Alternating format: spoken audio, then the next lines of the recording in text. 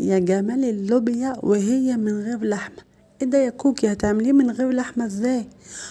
ما هي اللوبيا اصلا بروتين، زي الفاصوليا البيضة برضو بروتين. تمام، تعالوا نشوف الجمال ده كله بقى عملناه ازاي. اول هام نصلي على النبي صلى الله عليه وسلم ونسمي الله ونبدأ الفيديو بتاعنا ونشوف الجمال الحلو ده عملناه ازاي.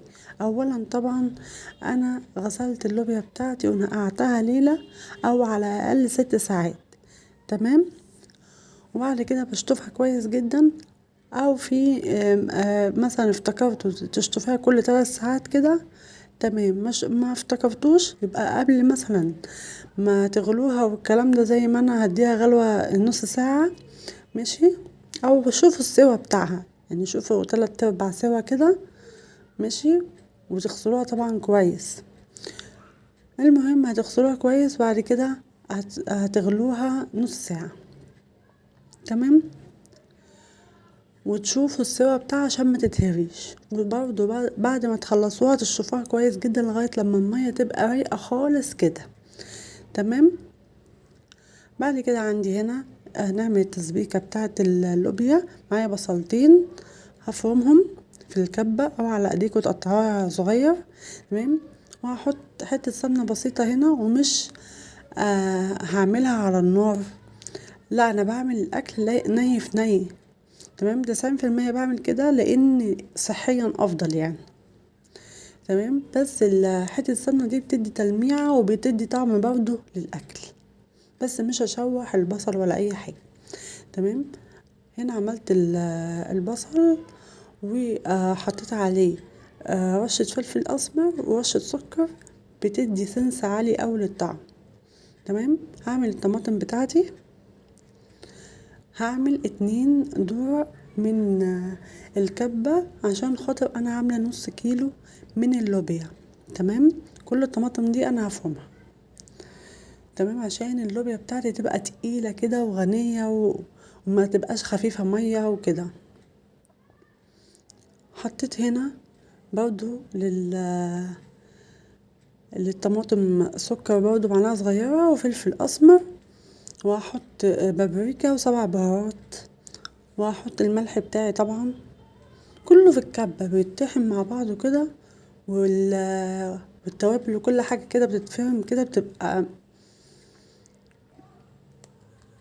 ريحتها فايحة كده في الأكل وتبقى جميلة جدا.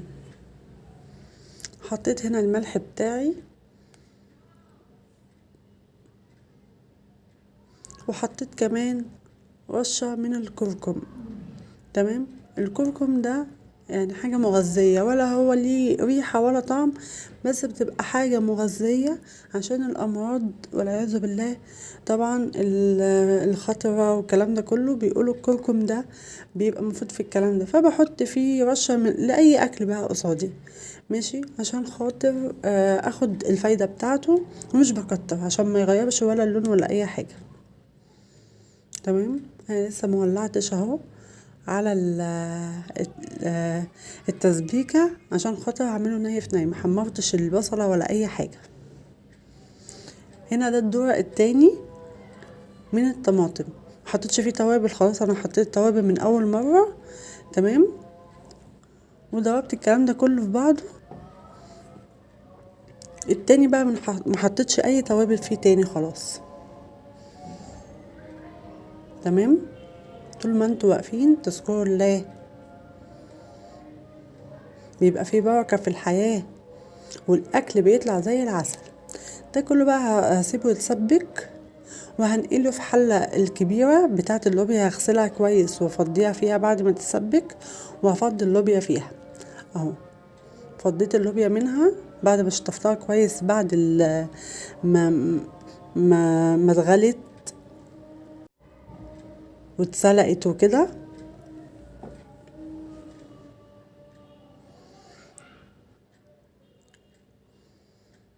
اهو شوفوا المية رايقة ازاي، ده اهم حاجة، ده بيخلي الطعم بتاع الاكل تحفة. فضي الكلام ده كله، هسيبه يغلي بقى يكمل سواها. ماشي،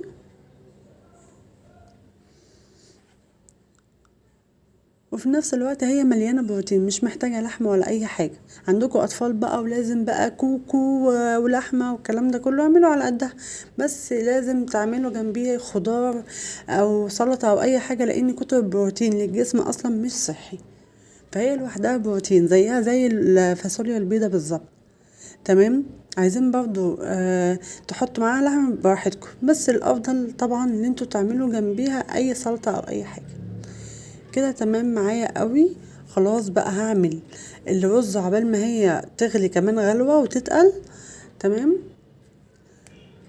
هنا حطيت سمنة على زيت عشان خاطر الرز بتاعنا يفلفل كده ويبقى جميل. وبعد ما حمرت الشعرية هنزل بالرز والملح وسنة من الفلفل الأسمر، بتدي سنس عالي قوي في طعم الرز.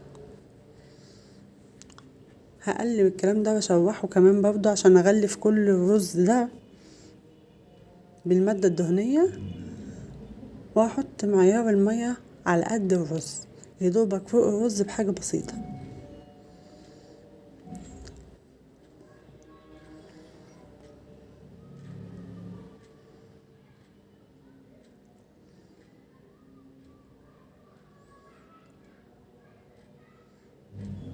يا سلام، هو ده المعيار المظبوط. اسيبه بقى يغلي غلوة، وقبل ما يتشرب بشوية هوطي عليه، وبعد كده هنمس عليه خالص تدريجيا اهو. هوطي بقى عليه، بعد كده هنمس عليه. أكلة صحية ومفيدة وجميلة. انتوا تقدروا تحطوا شوربة، تحطوا مرقة، حسب ما انتوا عندكوا ايه متوفر. تمام. انا حطيت حبة شوربة كانوا عندي، جربوها وقولولي رأيكم فيها. سلام.